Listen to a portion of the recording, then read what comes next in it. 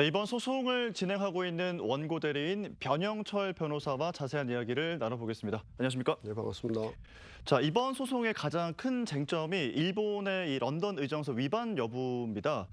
이 의정서의 기본 취지가 뭔지, 이 방사성 폐기물 해양 투기와 관련해서 이 런던 의정서가 국제사회에서 어떤 의미를 갖고 있는지 먼저 좀 짚어주시죠. 네, 해양 오염을 방지해서 아름다운 지구를 지키자. 지키자. 그게 네. 핵심인 거죠. 그래서 8가지 물질, 네. 준설 물질 등 8가지 물질 외에는 일체 바다에 투기할 수 없다는 것을 선언한 네. 그런 국제조약입니다. 지금 이제 일본의 주장을 좀 살펴보면 이게 국가 간의 적용 사항이지 개인 간에 적용하는 것이 아니다 이렇게 주장을 하고 있지 않습니까? 이 부분 그렇습니다. 어떻게 반론을 하고 계시는 겁니까? 폐기물 투기하는 것은 사람이지 그렇죠. 국가가 투기할 수는 없지 예. 않습니까? 언뜻 좀 말장난 같이 느껴지거든요. 그러니까 국가의 지시를 하든 뭐 누가 하든 결국 사람이 하는 건데 그것을 방지하자고 하는 목적이 해양 환경 오염을 방지하고자 하는 것인데 예. 그건 당연히 사람 간에도 적용이 되어야 하고 93년에 네. 러시아 해군이 일본 앞바다 동해 쪽에 엄청난 그 양의 핵 폐기물, 방사성 폐기물을 마구 투기를 했습니다. 예. 그때 일본이 강력 반발해서 저준위 폐기물을 포함한 고준위 폐기물까지 모두 네. 해양 투기의 금지 대상으로 런던 협약을 개정하는데 일본이 앞장섰습니다. 그러니까 당시에 일본이 피해자라고 주장을 했었는데 지금은 또 상황이 바뀌면서 그러니까요. 다른 이야기를 하고 있기 때문에 이 부분을 좀 말씀하시는 것 같아요. 그러니까 1993년에 러시아 해군이 예. 핵 폐기물을 동해에 버렸을 때 일본에서 뭐라고 말했냐면 예. 바다는 방사성 쓰레기장이 아니다. 그렇게 말했습니다. 네. 그렇게 말하면서 저준위, 고준위 방사성 폐기물을 모두 다 해양에 투기하지 않는 것으로 개정안을 내서 주도해서 그렇게 개정이 된 겁니다.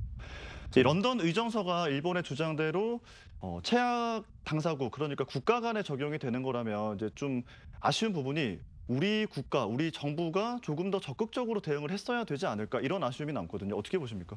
저도 많이 아쉽지만 뭐 그 아무 대응을 하고 있지 않아서 저희들이 부산환경운동연합 등 시민단체들이 이번 소송을 결국 할 수밖에 없었던 측면이 있습니다. 예. 자, 2021년에 시작했던 이 소송이 이제 2년을 지나가고 있습니다. 이제 다음 달 선고 전에 방류가 시작될 가능성도 꽤 커 보이거든요. 그러면 소송을 통한 실리익이 없는 것 아니냐 이런 우려도 있습니다. 어떻게 보십니까? 혹시 그 전에 버린다 하더라도 8월 17일 날 판결이 나면 그것에 기해서 저희들은 간접강제 신청을 해서 도쿄전력이 훨씬 많은 비용을 치르도록 그렇게 그 조치를 취할 예정으로 있습니다. 재판 현장의 분위기는 좀 어땠습니까? 어떻게 보셨습니까?